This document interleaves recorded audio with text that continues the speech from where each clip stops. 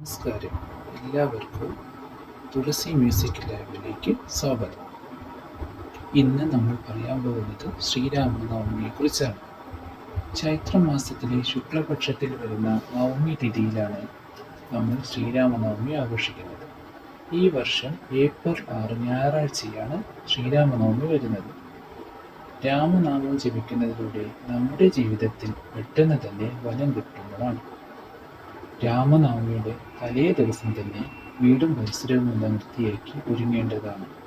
ശ്രീരാമനെ പ്രാർത്ഥിക്കുന്നതിലൂടെ നമ്മുടെ ജീവിതത്തിലെ ദുരിതങ്ങളും കഷ്ടപ്പാടുകളും ശത്രുദോഷങ്ങളും എല്ലാം മാറിക്കിട്ടുകയും നമ്മുടെ കുടുംബത്തിൽ സർവ്വ ഐശ്വര്യങ്ങളും പ്രദാനം ചെയ്യുകയും ചെയ്യും.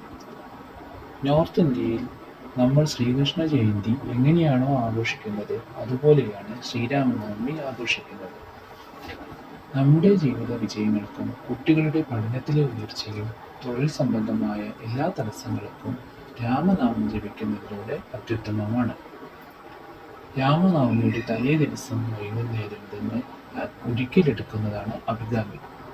രാമനവമിയുടെ തലേ ദിവസം നമ്മൾ വൈകുന്നേരം അരിയാഹാരം കഴിക്കാതെ ഒരിക്കലെടുത്ത് പിറ്റേ ദിവസം രാവിലെ നേരത്തെ എഴുന്നേറ്റ് വിളക്ക് വെച്ച് ശ്രീരാമനാമം ജപിക്കണം.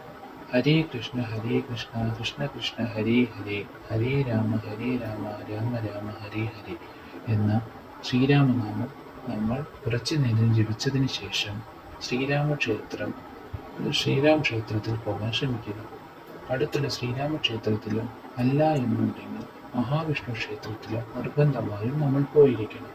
ശ്രീരാമ ജയന്തിക്ക് കാര്യസാധ്യത്തിനായി നമ്മൾ അവിൽ നിവേദ്യം ശ്രീരാമ ഭഗവാന് വഴിപാടായി ചെയ്യുന്നത് അത്യുത്തമമാണ്. അന്നേ ദിവസം വൈകുന്നേരം വിളക്ക് വെച്ച് സന്ധ്യാസമയത്ത് വിളക്ക് വെച്ച് രാമനാമം ചൊല്ലി ശ്രീരാമൻ്റെ സ്തുതികളും കീർത്തനങ്ങളും ചൊല്ലി അന്നത്തെ ദിവസം ഒരു പുണ്യദിനമായി മാറ്റാൻ നമ്മൾ എല്ലാവരും ശ്രമിക്കണം.